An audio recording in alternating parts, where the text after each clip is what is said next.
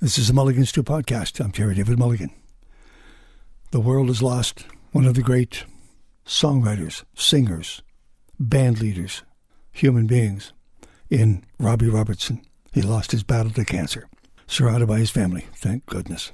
I honestly can't remember the first time I met Robbie. It was a long time ago, but we stayed in touch. I mean, we would see each other every couple of years. We had mutual friends. He put up with my questions, my requests. He was kind enough to extend me an invitation to be his guest at the Last Waltz in San Francisco. So I was in that room that night, one of the great concerts, musical events of my lifetime. Because of Robbie Robertson, I was in that room. I interviewed him about the Last Waltz, interviewed him about his solo albums and his book, Testimony, and actually asked him about the songs that he'd written. We're going to repeat this on the eve of the 50th anniversary of the band's landmark, self-titled 69 album. And we talk about Cinematic, his sixth solo album, and the documentary Once We're Brothers, the story of the band on film. At the time he was writing the soundtrack for Martin Scorsese's film The Irishman. It was Martin Scorsese, of course, who shot The Last Waltz. It all ties together. We have lost a true gem, a beautiful human being, Robbie Robertson. Let's remember the man with his words, his thoughts, his deeds, his music. This is Mulligan Stew, the podcast, music, film, food, and wine. There won't be any wine or food talked about here, but there will be music and there will be film. Our subject is Robbie Robertson. I call him the leader of the band, but nobody really led the band. There were 5 individuals with astounding talents. But Robbie was the primary songwriter and the lead guitarist, and thus took up the role of being the band's leader. It caused all sorts of strife, as was fully and completely exposed in 2 books, one by Levon Helm and one by Robbie, called Testimony. And it was Testimony that really was the starting point for Robbie Robertson's next chapter in his life, which has been complete up till this point, really. Robbie Robertson's 6th solo album is called Cinematic, starting with an S. It came out September the 20th. The songs spun out of another project that he was doing with his friend Martin Scorsese, director of The Last Waltz, of course. It's called The Irishman. The Irishman, by the way, has Robert De Niro, Al Pacino, Joe Pesci, Harvey Keitel. It's about Jimmy Hoffa and the mob, and Robbie was doing the scoring and the soundtrack for that film. At the same time that he was doing The Irishman, he was writing music for Once We're Brothers, a documentary about the life and times and music of the band. It includes rare footage, commentary from Bruce Springsteen, Eric Clapton, Van Morrison, Peter Gabriel, Taj Mahal, Ronnie Hawkins, gotta have them, Bob Dylan. And at the very same time that all of this was going on, the band's self-titled sophomore album, The Band, turns 50, recorded in Sammy Davis Jr.'s pool house in Los Angeles. Here's our conversation with Robbie Robertson. Hello, Robbie. Hello, Terry. Hello, Robbie. Nice to talk to you again. Are you still out west there causing trouble? I am, in fact, on the very west coast in the Neuse Bay, and I am causing trouble, yes. Well, I knew I could count on you. Let me get on this. It goes like this, Robbie. Right at the tail end of Testimony, which I can still go back and reread anytime I want, you're actually talking to yourself and you say, what we have can never die, never fade away. That's what you wanted. That's what you got. You're referring to The Last Waltz and the last gig. Now, a fresh canvas, a new beginning.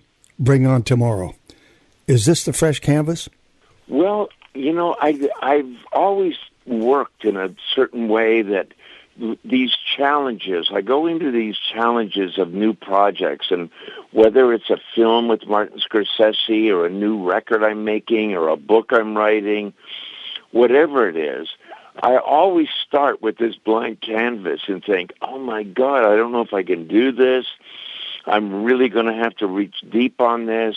I want to do something so special. And so I kind of put myself on the line there as hard as I can and hope that I rise to the occasion. And that's where we are right now today, and it's not much different than it was when I was starting out doing this. Cinematic, the album comes out September the 20th. It's yes. But you created it. It's interesting. You created it in the middle of a vortex because you were writing music for Once We're Brothers, which we'll talk about in a second. A wonderful documentary. You were scoring The Irishman, the Scorsese film. You had the band's self-titled sophomoric album coming out or celebrating their 50th anniversary. All of this swirling about, but rather than confusing you, it appears as though it inspired you. It was something that I've never had this experience before, where all of these elements were feeding off of one another and actually inspiring one another. And what you mentioned earlier, it actually originated from my book, Testimony. That's where they said, we want to do this documentary, and it's going to be based on your book. And I thought, oh God, that's great. That's great that this is coming to life in a way. So all of these things stirring around, and it very much influenced my writing on this album. Every one of these projects. Robbie, I started to play I Hear You Paint Houses, which is really about the life of Frank the Irishman Sheeran, based on the book of the same name. And I love the line, "Shall we take a little spin on the dark side of town?" Can you explain the painting houses? Well, it's a mob expression, and the book was named that. And while I was working on the music for the movie, I got fascinated by that title because it's like we don't know what that really means. And when we do find out what it really means, it means from one mobster to another, I've got a job for you. Yeah. And I hear that you can handle it. Yeah. And it means that, one of the mob people are asking a hitman if he'll do a job. And the paint houses, unfortunately, it's a splattering of blood. Exactly. So it's not, it ain't pretty. No. It ain't pretty, but it's powerful. I've been playing also, Robbie, Let Love Rain with Glenn Hansard sitting in with you. A reminder of John Lennon and his influence. Yep. Did you meet John? Oh, yeah. Yeah, I met him, when I was, playing with Bob Dylan first on the tour in 1966. That's when I first met John and the other Beatles, and then I met him, several times over the years after that, and we always had an interesting time hanging out too. He wasn't your run of the mill musician on the road. He was a deeper person, and I found him to be a really great guy, too. I can't wait to see the documentary. I've been screening documentaries all summer for broadcast film critics voting. Cannot wait to see Once We're Brothers. The song Once We're Brothers, the lyrics just crushed me, just hurt. Once we're brothers, brothers no more. There's a hurt in the song. You can actually feel it. It's there. Yeah.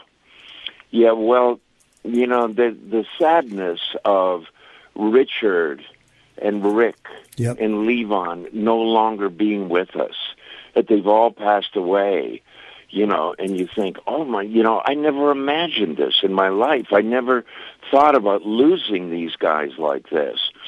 And, when I sat down and I started writing a song and I was just kind of following where it was taking me, it took me deep inside this place, and because perhaps in the same time I was putting together this 50th anniversary of the band album, right?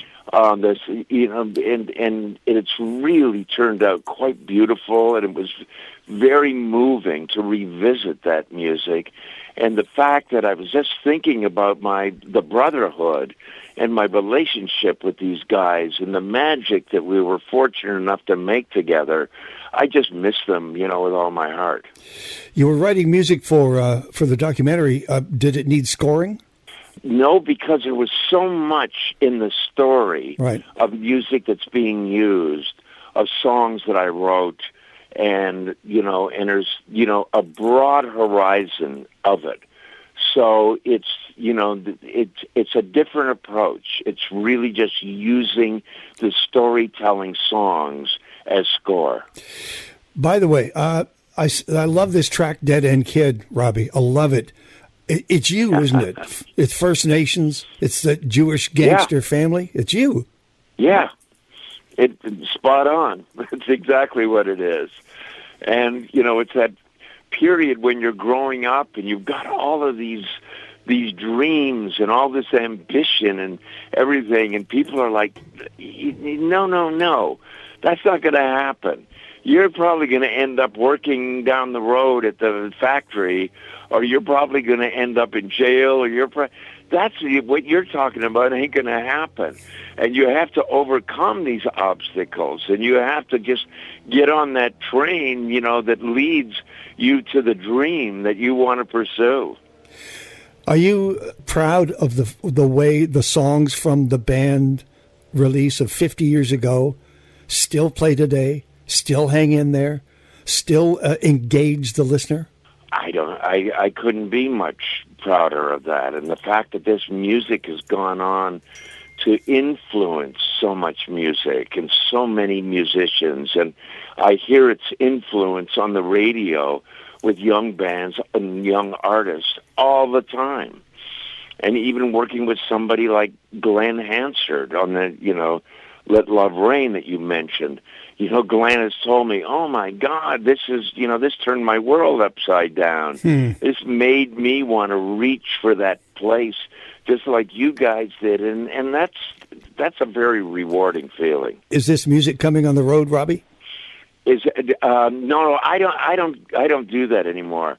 I did it in every possible way you can do it. Yeah. And my dance card is full. Okay. So I'm going to promote it. I'm going to do things to be supportive of this new music, and I'll probably do some TV shows and things like that. But the music will have to, live on its own. Bring on tomorrow. All right. I like it, Terry. Thank you, Robbie. Bless you.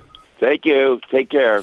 The one and only Robbie Robertson, one of 5 members of an astonishing group of musicians called The Band. They completely changed music for me and for many, many people, which is what attracted Bob Dylan to come along and say, I'm going to go electric, and I need some guys with some guts to stand behind me and wade through the verbal abuse we're about to get and make our point, because I believe in this music and I think you could make it come alive. And they did, and it was historic. Simple as that. Robbie Robertson. We'll follow that story, by the way. You know that The Irishman is going to be a major hit for Martin Scorsese. You know that Once We're Brothers, the documentary about the band, will be a wonderful success, all over the world. Simple as that.